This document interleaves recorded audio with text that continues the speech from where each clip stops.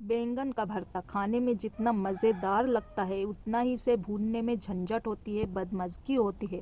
बैंगन भूनते समय बैंगन जब हम भूनते हैं ना चूल्हे पर, तो उसमें से निकलता है पानी, और उस वजह से हमारे गैस का जो चूल्हा है पूरी तरह से गंदा हो जाता है और कई दिनों तक बर्नर भी ठीक से काम नहीं करता है। तो मैं बैंगन को बिना भूने भरता बनाती हूँ, और यकीन मानिए इससे भरते के टेस्ट में कोई भी फ़र्क नहीं पड़ता है, बल्कि इस तरह से भरता जल्दी भी बन जाता है और बहुत मज़ेदार भी लगता है। आप भी आज मेरे स्टाइल में बैंगन का भरता बनाकर देखिएगा। इसमें बहुत कम समय लगता है, कोई झंझट भी नहीं होती है। तो फिर चलो मिलकर बनाते हैं बिना भुने बैंगन का भरता। इसे बनाने के लिए मैं ले रही हूँ ग्रीन कलर का बैंगन, 350 ग्राम का है ये। तो सबसे पहले बैंगन ले लीजिए, साफ़ फ्रेश ताज़ा बिना छेद वाला छाँट कर, और फिर इसे मेरी तरह से इस तरह से छील लीजिए। इसके बाद बैंगन में चाकू से ऐसे गहरे कट लगा लीजिए, थोड़ी थोड़ी दूर पर अच्छे गहरे कट लगाना है हमें। बैंगन में गहरे कट लगाने के बाद इसे अच्छी तरह से चेक कर लीजिए सभी तरफ से कि सड़ा वगैरह तो नहीं है अंदर से। और आप किसी भी तरह के छोटे बड़े गोल या फिर लंबे कोई भी बैंगन का इस्तेमाल कर सकते हैं। अब ये जो बैंगन में हमने लंबे कट लगाए ना, इनमें सभी कट में सबसे पहले क्या करना है कि लहसुन की 4 से 5 कलियां डालकर और साथ में एक एक हरी मिर्च डाल दें। मेरे पास लंबी हरी मिर्च है तो मैंने इसे टुकड़ों में काट लिया है, आधे आधे।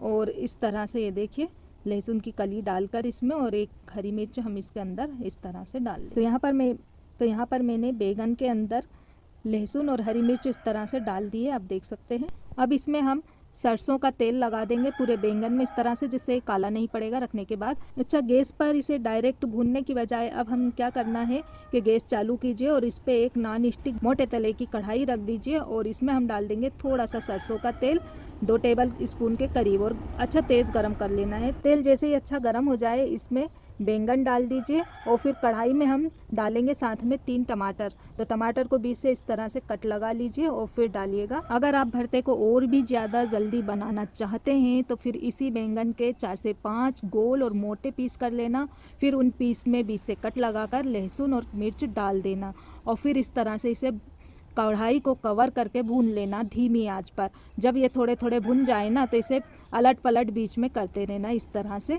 और ये देखिए जिस तरह से मैं कर रही हूँ, और अलट पलट करके वापस से कढ़ाई के ढक्कन को कवर करना और इसे धीमी आंच पर पकाना तब तक जब तक कि बैंगन और टमाटर अच्छी तरह से सॉफ्ट ना हो जाएं।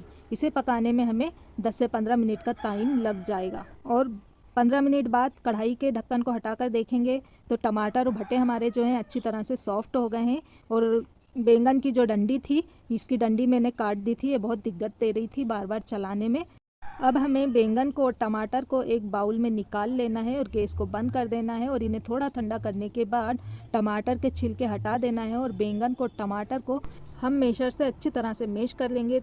और बैंगन की डंडी को चाकू से काट कर हटा दीजिए, फिर इसे चाकू से इसे थोड़ा थोड़ा कट लगा देंगे, जिससे कि मैश करने में इसे सुविधा रहे, आसानी रहे। या तो आप चाकू से बारीक बारीक कट कर लीजिए, या फिर मेरी तरह से मैशर से इसे अच्छी तरह से मैश कर लीजिए। तो आप देख सकते हैं टमाटर को और बैंगन को मैंने अच्छी तरह से मैश कर लिया है। अब दोबारा से गैस चालू करें और इस पर वही कढ़ाई रखकर एक बड़े चम्मच से थोड़ा कम सरसों का तेल डालकर अच्छा तेज़ गरम कर लें। जैसे ही सरसों का तेल अच्छा तेज़ गरम हो जाएगा, इसमें हम थोड़ी सी हींग डाल देंगे, और इसी के साथ आधा चाय का चम्मच राई, जीरा और सौंफ, तीनों चीज़ बराबर बराबर डाल देंगे। फिर इसमें हम डाल देंगे कलौंजी, 1/4 चाय का चम्मच, और सूखा साबित धनिया को कूट करके डाल दें 1 चाय का चम्मच। इन मसालों को हमें धीमी आंच पर कुछ सेकंड के लिए भून लेना है, तकरीबन 30-40 सेकंड। और इसके बाद इसमें हम डाल देंगे बारीक चॉप की हुई प्याज, जो कि मैंने लिए यहाँ पर 3 अदद मीडियम साइज़ की प्याज डालकर प्याज को हमें गोल्डन ब्राउन फ्राई कर लेना है।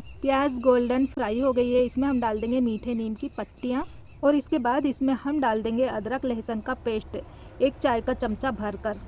और अदरक और लहसुन के पेस्ट को हमें धीमी आंच पर 3 से 4 मिनट के लिए भून लेना है, जिससे इसका कच्चापन निकल जाएगा। अदरक और लहसुन के भुन जाने के बाद इसमें हम 3 लाल मिर्च बीच से कट लगाकर डाल देंगे। साथ में इसमें हम डालेंगे पाउडर मसाले। तो यहाँ पर मैं ले रही हूँ लाल मिर्च पाउडर 1 और थोड़ा सा और चम्मच, आप अपने टेस्ट के हिसाब से लेना। थोड़ी सी मैं इसमें डाल रही हूँ कश्मीरी लाल मिर्च का पाउडर, और 1 चाय का चम्मच इसमें हम डालेंगे धनिया पाउडर। हल्दी पाउडर 1 छोटी चमची भरकर डाल दें। गरम मसाला पाउडर 1 चाय का चम्मच, नमक हस्बे जायका, चाट मसाला पाउडर 1 चाय का चम्मच। सभी चीज़ों को डाल करके अच्छे से मिक्स कर लें। आँच को मैंने बिल्कुल धीमा कर दिया है। इसमें हम थोड़ा सा पानी डालकर इसे अच्छे से मिला लेंगे, जिससे कि मसाले जो हैं जलेंगे नहीं और अच्छी तरह से भुन जाएंगे। अब मसाले को हमें भून लेना है 2-3 मिनट के लिए धीमी आंच। मसाले अच्छी तरह से भुन गए हैं, इनसे अच्छी सी खुशबू आने लगी है और आप देख सकते हैं मसाले ने कढ़ाई के किनारे तेल छोड़ दिया है। अब इसमें हम डाल देंगे मैश किए हुए बैंगन और टमाटर, डालकर अच्छे से मिक्स करेंगे और इसे हम मसाले के साथ 3 से 4 मिनट के लिए धीमी आंच पर अच्छे से पकाएंगे, जिससे बैंगन और टमाटर में मसाले का अच्छा सा स्वाद आ जाएगा। इसके लिए कढ़ाई का ढक्कन लगा दें और बीच बीच में चलाते हुए इसे धीमी आंच पर भून लें। 3 से 4 मिनट बैंगन के भरते को भूनने के बाद इसे हम और ज़्यादा फ्लेवरफुल और टेस्टी और स्मोकी फ्लेवर देने के लिए कढ़ाई में एक छोटी कटोरी रखकर इसमें जलती हुई दालचीनी का टुकड़ा डाल दें और साथ ही में इसमें थोड़ा सा घी डाल दें और कढ़ाई के ढक्कन को लगा दें।